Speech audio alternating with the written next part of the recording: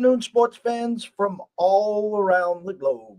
I am your host, Jeff Dawson, East Coast Sports Investors, and this is your midday market report for Wednesday, July 20th, 2022. Our weekly trip across the border. It's been a few weeks. Life gets busy, and things happen, and life is short. So remember this, guys. You get up in the morning, your feet hit the ground. It's a gift. You got 24 hours to make a difference. What are you going to do with it? So I'm glad, super stoked to be back on Wednesdays with a good friend, Andrew, talking some CFL. As I was just looking at the standings, and wow, looks like a two-horse show right now, but we'll get into that. So without further ado, let's bring him in, the one and only Mr. Andrew McInnis. Good afternoon. Good afternoon, sir. How are you? Doing very well. Happy to be back here with you this week, and hope everything is going well on your end. You made it home safe, and you know what? You take a look at this CFL season. You talk about it being a two-horse race right now. As far as against the spread goes, not just straight up, Jeff. It's actually pretty tight. So if we're talking about just from a betting perspective and not from the actual straight up numbers, the ATS numbers are actually pretty tight. Also, some teams have some interesting road versus home splits. And I was going to say our Edmonton Elks, but I kind of abandoned them for a week or two. So it's definitely your Edmonton Elks. They've been more dominant on the road against the spread, and they're at home this week getting 7.5 points again. So I'm curious to see if they can put on their first big home performance in front of their home crowd. But I just wanted to quickly recap for you guys real quick. I mean, looking at these, we've got the standings here: the Toronto, Montreal, Hamilton. Toronto 2-2 against the spread. Montreal 3-2. Hamilton 0-5 against the spread. Ottawa 2-3. In the West, we've got 4-2 against the spread. Winnipeg, Calgary 2-3. BC 3-1. Saskatchewan 4-2. And Edmonton 3-3 against the spread. 5-1 to the over. And ATS at home 0-2. ATS on the road 3-1. A few things that stuck out for me there. And before we dig in, it's been a couple weeks since we've had a show. And speaking of Edmonton, just outside looking in, it's almost like a perfect spot for them. You would expect some kind of Winnipeg letdown after last week. I mean, but Vegas is saying 7.5. Come get the Elks, and as you said, they're a different team from home and away. Initial, before we dive in here, is Winnipeg just head and heels? Are they the Tampa Bay Bucks from 2 years ago? Are they the Kansas City Chiefs, Buffalo Bills of last year? That far ahead of the rest of the pack? Jeff, they don't make mistakes is the thing with them. That's the thing. I mean, so I had Saskatchewan on the money line last week. They played a pretty good game, pretty solid game. How do I lose that play? A pick six to end the game, So I had an unbelievable start to the CFL season, and it's all about the uphill battles, and we're all about transparency here on the show. It's definitely been a little bit shaky for me recently, and the reason why I bring that up is because certain teams make plays like that, The Blue Bombers don't find ways to lose games. They continuously find ways to win. And you think back to the first 2 weeks of the season, they played against the Ottawa Red Blacks, a team that, last place in the league last year, didn't have a lot of hopes for them going into this year. Good coaching staff, a lot of new players, but it's going to take time for them to develop. So I was thinking to myself, well, Winnipeg didn't really blow them out, right? They didn't really, knock their socks off, didn't impress me too much, but every single week, no matter who their opponent is, they just seem to get the job done. And that's really all it takes, especially, reading off those ATS numbers. It really doesn't matter if you're covering the spread, but they're 4-2 as far as covering. So not only are they winning, but if you're putting your money on them, you're also making money in that way. I I was looking at the standings, and actually, let's go back. I was reading your timeline last week, and the pick six for the loss, the under overs by the hook. You could tell I was upset. You were seething, and I was having flashbacks of me in baseball those 2 to 3 weeks where again, 5-0, 6-0, somehow miraculously we're losing. Whether it was, uh, walk, pass ball, wild pitch, and error. It didn't matter. Anything that could happen happened. And so I felt your pain, and it's almost like I was so excited to get on today, just so you can kind of like really vent and let it out, saying your eyes are not wrong. They aren't. And I always talk about this, Andrew, especially in our lanes. Right side, wrong result. You could have been covering, for 59 minutes and 59 seconds. And there it is, pick six, take it to the house. Thanks for playing. And that's just the worst part. And I'll be completely honest with you, Jeff. I'm someone that I try and watch most of the games I have action on. I'm a watcher. I first of all, I just love sports. Second of all, I feel like that's how I learn. You can't find everything out through the stat sheet and box score. But it's the summertime. We've got things to do. We've got friends, family, loved ones.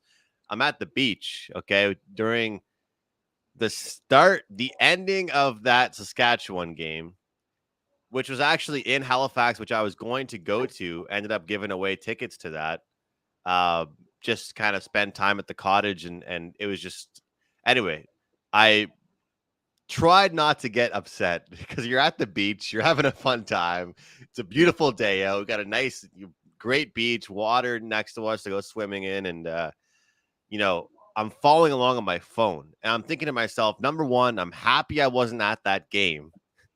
Because if I was, I would have had, I had money on them already. I would have been cheering them on. Number two, I'm happy I wasn't watching at home anymore because I left in the fourth quarter for that game for the beach. And right after that game started was my top play of the week on Hamilton first half against Ottawa, which got off to a really bad start when they went down 7-0. Ended up covering the first half and losing the full game, or the spread. So that was nice. But sometimes you think to yourself, man, I'm actually happy I wasn't watching that game because I was mad when I was checking my phone, let alone. And then the night before, you mentioned it. I mean, the total, I got a good number, clearly not a good enough number. And there's some errors at the end of the game, we'll call it. And I appreciate you saying that because I don't like to come on and say that too often, but it's true. Those specifically those two plays are right side, wrong result strictly because it was a 5-second play that costed me the game. I was winning both of those presumably for the entire game, but those are tough, but it's all good. We'll stick the course. And you know what? I'm thankful for the good start I had to the season so I could withstand some of these bumps in the road. If I would have had a 500 type of start to the year and then gone through some of these bumps, I would be, down on the year. But now we're just a little bit over 500 and we're only heading into week 7 and we'll build on it. And it's all about, trying to find profit each week. So, that those are tough, no doubt. But what are your thoughts on that? I know that you're someone like me. You like to watch the games. That a lot of handicappers these days, I've learned, actually don't watch all the games. But sometimes when you don't watch them, it's almost better because you make your selection and let them do what they're going to do. Well, for me, I usually get caught up where I'm already digging into the next day's numbers. I have the games on the back, on the big screen. But I torture myself even worse where I'll stay on top of a game because if I get the Direct TV, the baseball package, so I got 8 games going on plus the Red Sox, yada yada yada. But I'll just be following, especially on the games that we have action on my phone. And then when you waiting for a team to break through, and then you see line out to short, deep fly ball to center field out, line out to third base, or you're on the other side, infield hit, Yeah. blooper to Infield right. single. Yeah. I'm just like pulling my hair, what hair I have left, pulling it out, and I'm just like, are you bleeping me? Wild pitch, pass ball, Well, especially for like with baseball, that sucks too. But with football, when you're watching it and it says, 2nd and 3 on the opponent's 10-yard line or 20-yard line, and the next thing I know, the team who we were on their 10-yard line has 7 more points on the board. I'm saying, you've got to be kidding me. They just threw the ball. I would have run the ball on every single play, Jeff, to close the game out. What are they doing throwing a slant pass? I don't understand. I mean, that's every coach that coaches football in their life should know not to throw that kind of play. Oh, it's frustrating. I got 2 quick war stories for you, and we got a bazillion bad beats. There is nothing I haven't lived through. There is nothing I haven't heard, but 2 quick ones for you, classics, and then we'll get into the games. Seattle and the Patriots Super Bowl. Me and my buddy had Seattle money line, and we had about 35 people at the house, and of course the other 33 are cheering for the Patriots. And me and my buddy are just sitting in our corner, and we got 1st and goal from the 2. We got Marshawn Lynch, and I had 2,500 on the game. And all of a sudden, we're just like, all right, Marshawn, you're going to score on the 1st down, 2nd down. What's it going to be? And then whenever they threw that slant and the pick, the whole place erupted. And me and my buddy are just sitting here stone-faced like, are you? And they're wondering why you aren't cheering. The other people in the house are wondering why you aren't cheering with them. And one of my all-time favorite classics is in my younger heydays. I was outside. I was at a local pub, an establishment, and NFL game. Pittsburgh Steelers was at Jacksonville, and Pittsburgh was getting 2.5. Jacksonville was favored. That's how long ago it was, and I think it was Pittsburgh was down 1 with 5 seconds left and lining up for a field goal. So me being the hero that I am, I tell the bartender, hey, do me a favor. There was about 20 people at the bar. I says, get everyone a beer and get everyone a shot on me. And I go to the bathroom, I come back, and they line up for the field goal, and it was blocked. And the Jacksonville guy, instead of picking, just falling on it, picks it up and starts running. And that was the game Tomlin almost stepped on the field to like clothesline him. And the Jacksonville guy ran it all the way for the touchdown. And I just looked stone faced. I was like, cancel the shots. Cancel the shots. That's tough. So we got a lot of them, but I think we're going to have a big bounce back week for you here. There's 4 games on the docket. We'll start with tomorrow. Montreal Alouettes at Ottawa. Montreal favored by 2.5 and under over of a flat 48.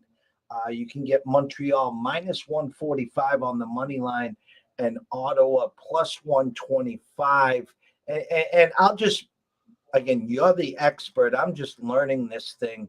But an Ottawa team that's 0-5, 96 points for 125 against, and a line to me that they're baiting you to say, hey, come get Montreal. Come on. They only got to win by a field goal. This one, the first game on the board, smells to holy hell to me. Yeah, it smells funny. You look at, well, the thing too is you look at pretty much everything that you've seen from Ottawa and you ask yourself, what have they done to convince us to take them?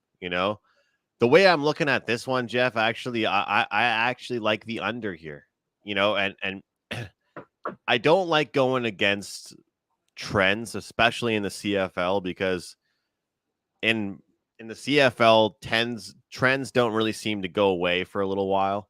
And Montreal seems to be a major over team, Um, they're a team that, whether it's them putting the points up, whether it's somebody else, there's lots of points in their games. They're 4-1 on the year to the over, and at home they've played well. But when I look at this team, I see that a lot of it has been through interceptions and special teams. And, you know, I don't think that they can maintain the punt returns that they've been executing on, the kickoff returns. How many interceptions will they throw this week?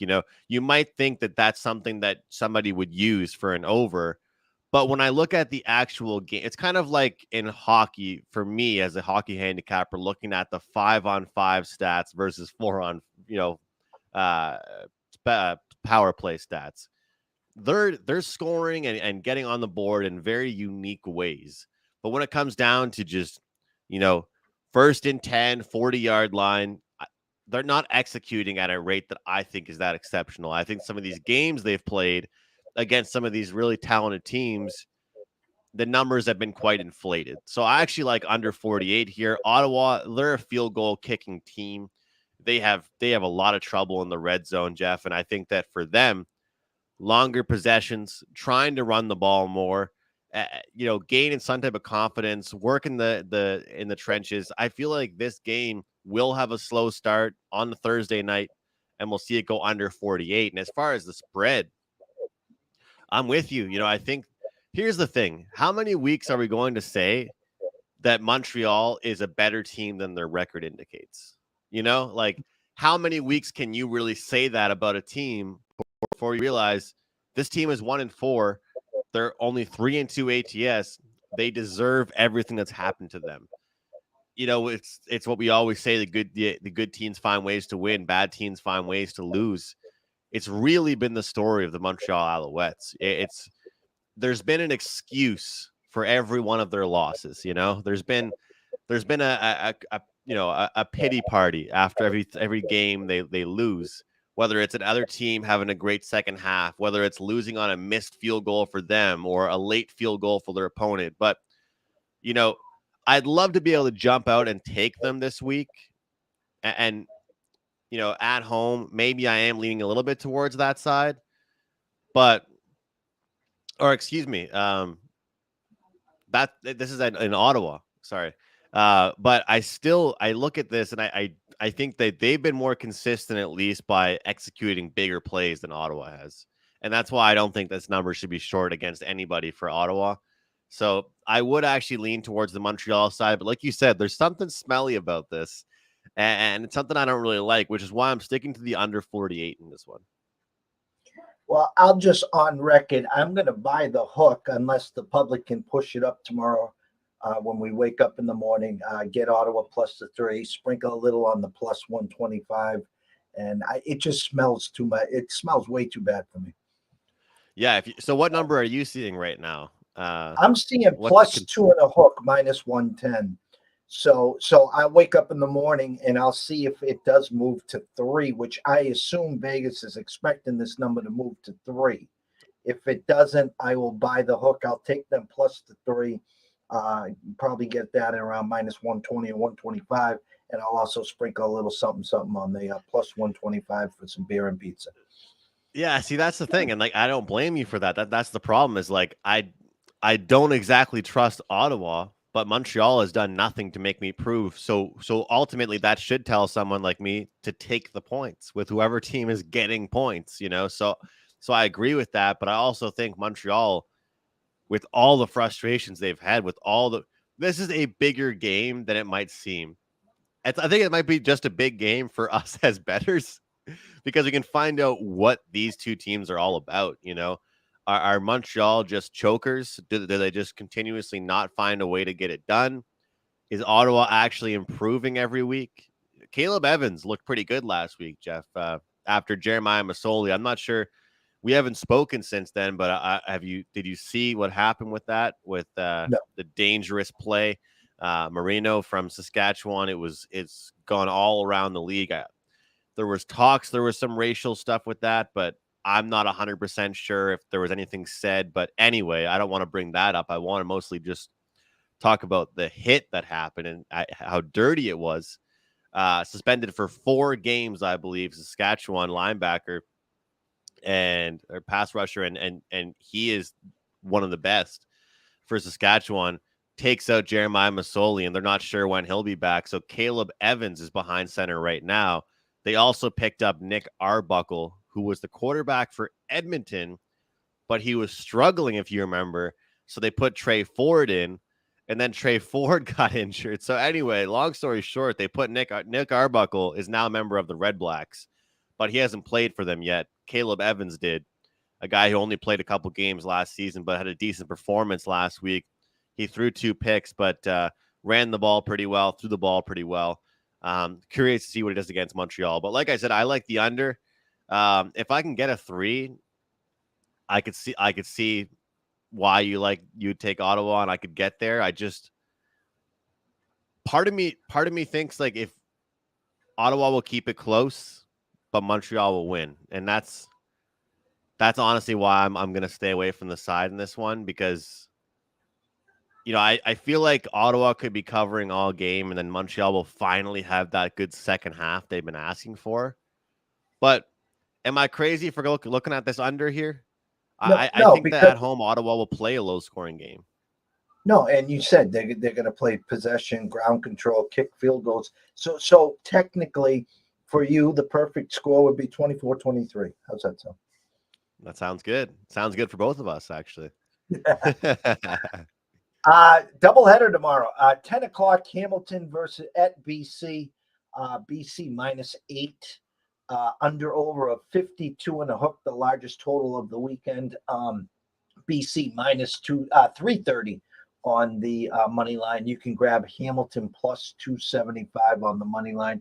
And I will say there will not be a lot of people running to the window doing that. No, I don't think so.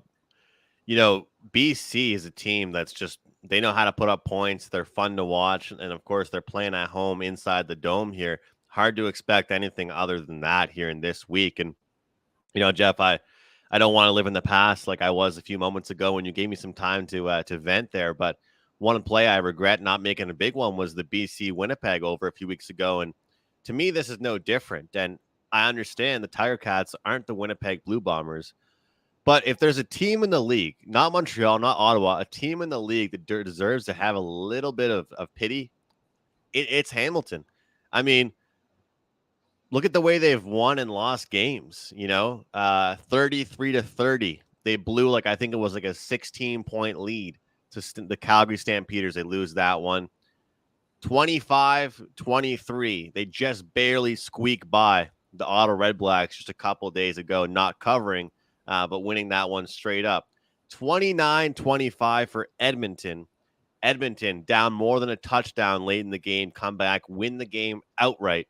And of course, to start the season off, they lost 30-13 on the road in Saskatchewan. So, number one, they've been in games. Number two, they give up points. They've given up 30, 33, 26, 29, and 23. And that last one was to the Red Blacks. This is a team that I believe in their offense. I think they have, playmakers. I don't trust their defense. Their defense lost a lot of guys in the offseason. I said it before, their offensive line is a little weaker this year than it was. And I believe that's really hurting Dane Evans. I truthfully, I think Dane Evans isn't getting a fair assessment from the fans and media, strictly because this Hamilton team, Jeff, is different than it was last year. But people are acting like it's the same team, Every storyline is, did they keep the wrong quarterback? Did they keep the wrong guy? Is this guy going to take them to the promised land? Well, it's a different team around them. And I get it. The quarterback's the most important player on the team as far as the offense goes, at least. But, the team is different. But I think they're more than capable of putting up some points as well. I like over 52 in this game. But I'm not so sure BC could, blow them out. I think 8 points is a lot. I think we're not really seeing much movement on that. What are your thoughts on that spread? Because I think that's a decent, amount of points to get on the road there. But I think over 52 is the spot. And you got to love a Thursday night doubleheader in a week that we've had pretty much nothing to bet on. I'm finding myself texting people for WNBA picks. I'm done with that. I want to bet on some CFL again. I think on the game itself, I think it's an overinflated line. I think you'll get a lot of BC money line parlays out there. If anyone's even doing teasers on CFL, you're going to get the BC side, probably with Saskatchewan or even the Blue Bombers as well. So I like your eyes there. I think if you were staying away from the total, by the way, I like the over there as well. I do think the +8, or if it moves to 8 and a hook, is probably the right side for the flat bet on the game itself. I think if I went back and looked at a lot of my wagers this season in the CFL, I think it would be probably 75% dogs as far as the ATS numbers go. And I think that in a week like this, when you've got a Winnipeg team against sort of a bottom feeder laying more than a touchdown or laying a touchdown, then a BC team that's been known to be one of the better teams in the league that puts up lots of points, but also gives up points, laying 8. I mean, this is, I think, here in week 7, where I believe people will start to think they have a grasp on each team. And this is where we start making some really good money as underdog bettors. Because sure, those favorites might win. Those money line parlays might cash in, but are they going to blow these teams out? And I feel like that's what people have to understand about this league and just about football betting in general. When you're betting these games, primetime NFL, Monday Night Football, this team's laying 3.5. How often do they win by 3? It happens all the time. We're betting numbers, not teams. And I think this could be a good possible. Hamilton sticks around, but the BC puts up enough points, to also get this one over the total. But I would say I lean more strongly on the over.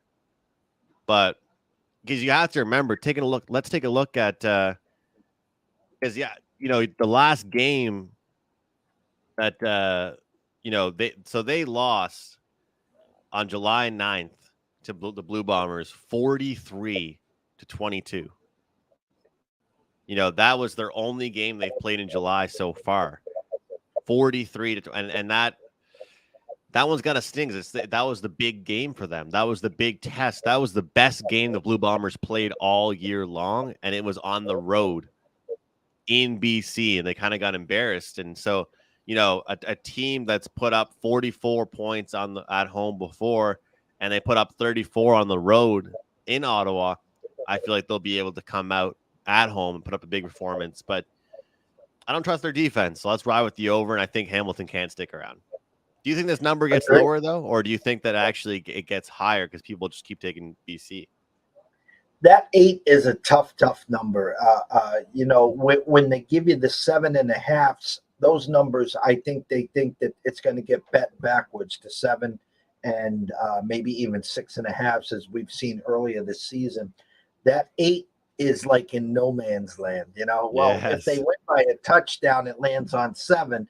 And BC wins, but they don't cover. And then anyone on the dogs, like, 8, what happens if it's 7 the whole way and BC kicks a field goal with 10 seconds left and it lands on 10, That's the thing, and Pete, you talked about teasers, Jeff, as far as the CFL. It's a weird sport to bet teasers because of the single points, because of the rouges, because your teaser could get all messed up if a team scores 2 single points out of nowhere and it messes with the score numbers. The first thing people ask me when I'm talking CFL with them is, what are the key numbers? And I say, well, in a regular game, very similar to NFL, but you have to account for the occasional single point, which can really mess with some of the numbers in this league. But it's funny because some weeks, Jeff, I'll be breaking down these games, look at the numbers, and I'll say, this is a side week for me. I like way more sides. Some weeks I'll take a look and say, this is a total week for me. It seems to be a little mix of both for me so far this week, but definitely some good spots for both here. I mean, I don't want to lay these big points. I don't want to do it. I agree. Friday night. You've been more loyal to Edmonton than I have. Well, your intro, and now you got me scared here because I'm thinking the every other week, and my assumption is they probably play on the road next week.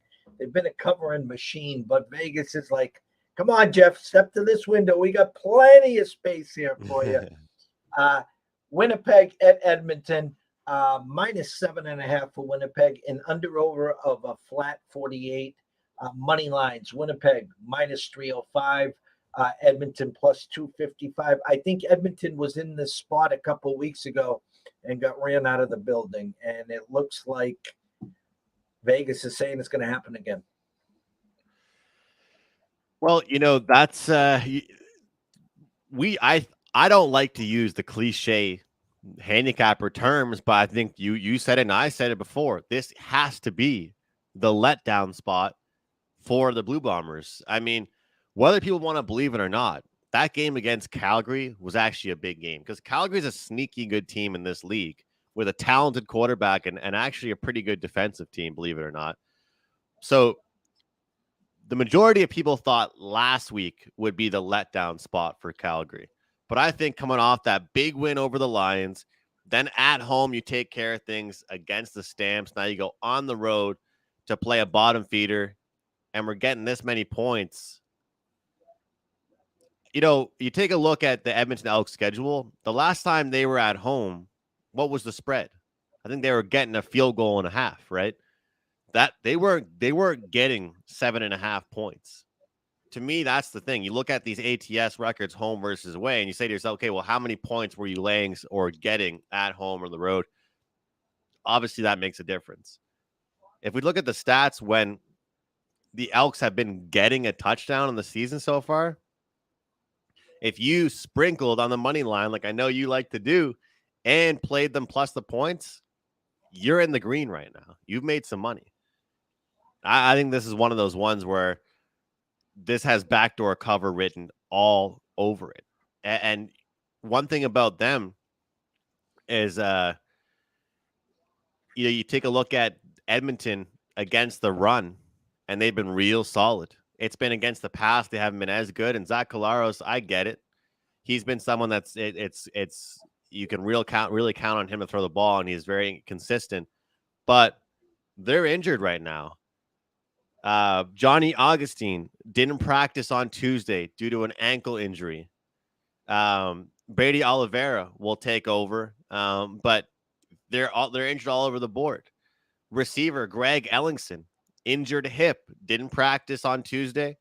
Right now, we're seeing offensive lineman Patrick Newfield. He didn't practice as well. There's all kinds of things, and now that props are becoming available across FanDuel, DraftKings, everywhere with CFL, I'm making some money on Ellingson, the guy that's played really well. 11 receptions, 152 yards against Calgary. He might not play this week, and if he does play, he's injured. He's banged up. This smells to me like a let's not get any more injured type game. Let's take care of our players and squeak out a close one. Wouldn't shock me if we see Winnipeg win by a field goal here in this one. I don't think they're going to break their undefeated streak, but I don't know if they win by a lot. So you grabbing the points? Of course. We're taking plus the points with the Elks already locked and loaded. All right. Well, if I'm taking the points with my Edmonton Elks, I got to sprinkle a little. I know we're not going to beat the undefeated team, but you're going to give me plus 255 at home. They're overdue for a big home showing. Yes. So I'll grab the 7 and a hook, and I'll grab the plus 255 pizza and beer money. I guarantee you I'll be texting you this weekend saying, man, I joined you last second. I'm on the money line. Kelly will be proud of us. You got to do it. You got to do a little sprinkle. And it's important to notice about the fact that there are a lot of injuries on this Winnipeg team. So not only is the spot there, not only have this Edmonton team look good when we're getting this many points, but is it a spot where we're going to get a fully healthy lineup for Winnipeg? That's really the question here. We shall see. Good Friday night action there. On Saturday, 7 p.m., Toronto travels to Saskatchewan. Saskatchewan minus 5.5 and under over of a flat 47. Money line, Saskatchewan minus 210, Toronto plus 180. Just trying to take a look here. No, seeing if there was anything equivalent to it. No early thoughts here.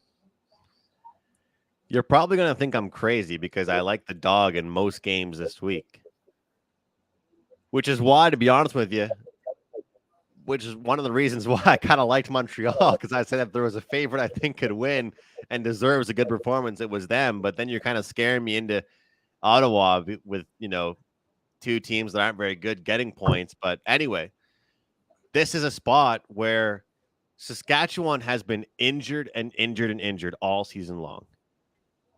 But they've overcome it. They found ways to win, and last week I talked about my frustrations losing off the pick six. It was the touchdown Atlantic. It was them coming across the country, even more East Coast to my neck of the woods. And now they're playing a, so to speak, home and home. Although that wasn't really a home game for Toronto. They probably had more fans than they usually do at home anyway.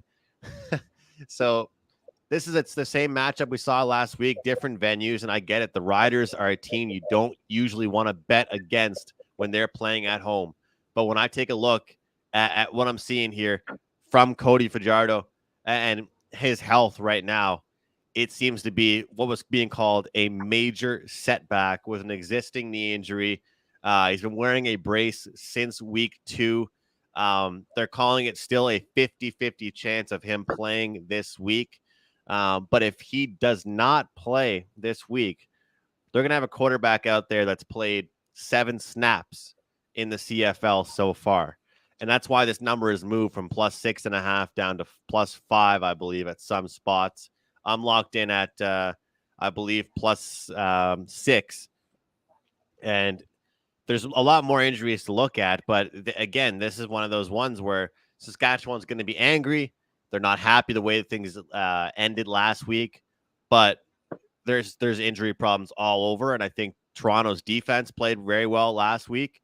There were plenty of turnovers on both ends, but Toronto, lots of interceptions, turnovers, great pass rush. And if you number one, can continue to bother a guy that's already injured if he gets out there, or number 2, a guy with very minimal CFL experience, both those things sound pretty good to me. And I wanted to point something out I thought was pretty interesting. If I can find it here so here, Cody Fajardo, his rushing yards. This is a guy that's actually known to be a pretty good running quarterback. In week 1, he had 42 rushing yards in their win over Hamilton, which was a dominant victory to start off their season.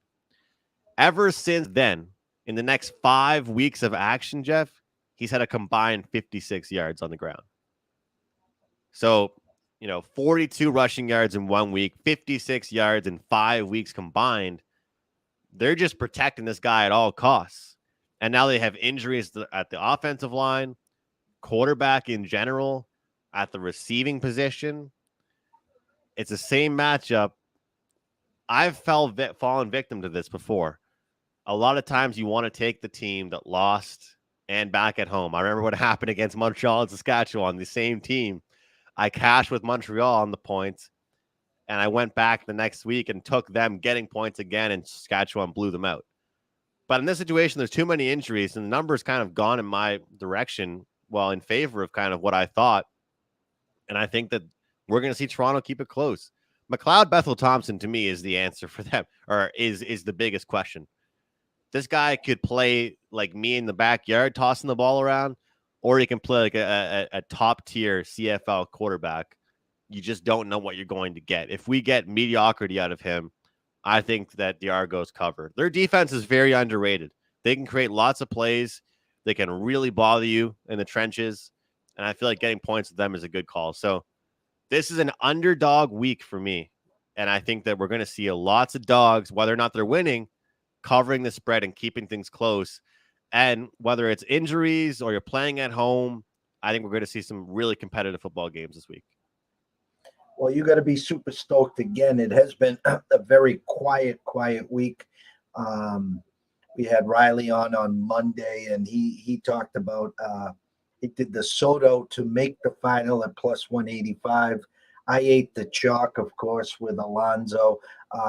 Yet last night there was a fair in the air, and we got to go to the local fair, saw the demolition derby, and took the family and my daughter's friends out there. And then tonight is kind of a get ready for the week, get ready for tomorrow with the CFL. 6 games on the MLB docket, and then obviously the weekend full-fledged. So it's a good couple days to recharge the batteries. How's that sound? It really is. I've picked up some NFL magazines, some college football stuff, done a little bit of reading with that. I've pretty much had my eyes glued to every CFL website and all the local papers. It's so cliche to say, but I know people say this for college. For CFL, if you're reading the CFL.ca versus the Regina Post, which is where Saskatchewan plays, you're getting such different information, from these local guys that live there, that are at the practices, and have lots of time. No baseball going on, not many sports but this is the week, I think, that really it separates the men from the boys. What are you doing when your time is off? I'm still having fun with my family and girlfriend, going to the beach. This evening, I'm traveling back to my hometown. I'm recording a podcast interview tomorrow. The day after that, I'm interviewing a hockey player. And then I'm back home again to do some shows for CFL. Are you hustling, or are you relaxing, or are you doing a little bit of both? This is the time of year you got to try and separate yourself. But I think that taking a look at the CFL schedule this week, they should get some more eyes, don't you think, Jeff? I think they should get some more eyes on ESPN, ESPN2. I 100% agree, and we've been talking about this since the first show of this season. I can tell you I watched 10 seconds of the USFL. I had seen enough, and it was funny. All the so-called experts on social media and Twitter, they were pumping their chests for the first 2.5 weeks, and I think they crawled into their holes starting week 3 and haven't seen them since. So. Yeah. We enjoy that stuff. The scroller has been working the whole time. Anyone that is not following this guy, shame on you. Please go over to Twitter at McInnis Picks. Go over to Wager Talk. Go over to Sports Mayflower. Jump over to YouTube to Mayflower Sports. Subscribe. It's for free. Yes, it's free. Smash the like button there, of course, and always go to Andrew's page. ECSI15 is the promo code for $15 off CFL's best bet package. Andrew, take it away. Yeah, I look forward to a really, really strong week here in the CFL. Obviously, if you're watching this, you found out a lot of the plays I do really like. But if you want to find my very best bets, get some analysis, head over to Wager Talk. Also have some NFL win total reports coming out next week, so you can grab those. And July, everything at Wager Talk is half off. They call it the dog days of summer. Not a lot of sports going on, but there's still stuff to get ready for, whether it's futures, hey, I still have CFL going on, baseball. I'm in action with some tennis, very light, some sprinkling, but I've got time in the summer to do my tennis work. So we're still in action. And again, everything is half off at Wager Talk. So check me out. And I always appreciate when Jeff says this, but really, if you reach out to me on Twitter, Instagram, I started a new page, for just betting McInnis Picks. I will respond. I will answer, and we'll try and make some money together. And we're easing on into this week because we were one of the blessed ones that had Cam Smith plus 1,900 awesome. Pre-flop. So our 12th pre-flop winner in the last 2.5 years since we dug into the PGA. So our second of the season. We haven't done a lot of golf, but when we have, we've been spot on. We had Cam Young about a month ago, plus 4,500 on the first round leader as well. So wow, definitely in the green and out of the bunkers on the PGA links here. So we're blessed and happy. But again, it's so good, Andrew, to get you back so we can get back into the swing of this. ETA on the Worlds, when we'll be starting to talk about them? I'm thinking probably a week into August. Okay. Probably maybe our first show of August, something like that. We'll be diving into it, and we're definitely going to get into the futures market. We're 110% going to be getting into props. So anybody watching this will be betting some props, some goal scoring props. You might think it's crazy you're betting on under 21 players or younger on these props, but this is where you can really make some money. And I keep my eyes on these prospects. So the cool thing is that some of these guys that were involved in the NHL draft that just happened are going to be playing in that and showcasing their skills.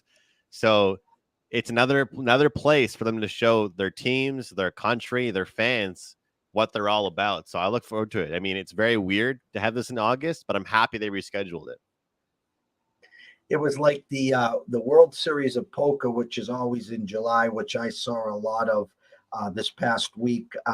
Last year was in November because of the pandemic. So these guys, as you said, we were getting all lathered up for the Worlds in February, right? Was it February? And I believe we had a good start, didn't we? I think we were making some money together. And then we did a show. I gave out some picks, and I had to text you and say it's canceled. They pulled the plug, and that was it. They left the building. Yeah. So we'll be excited for that. But as always, thank you, Andrew. And remember this, guys. If you are wagering or investing today, please do it responsibly. If you do have a problem, pick up that phone. There's an 800 number available. Ask for help. Why? Myself and Andrew care. We want to see you here today, tomorrow, next week, next month, through 2022 and beyond. From myself, Jeff Dawson at EC Sports Invest, from the one and only Andrew McInnis at McInnis Picks and Wager Talk.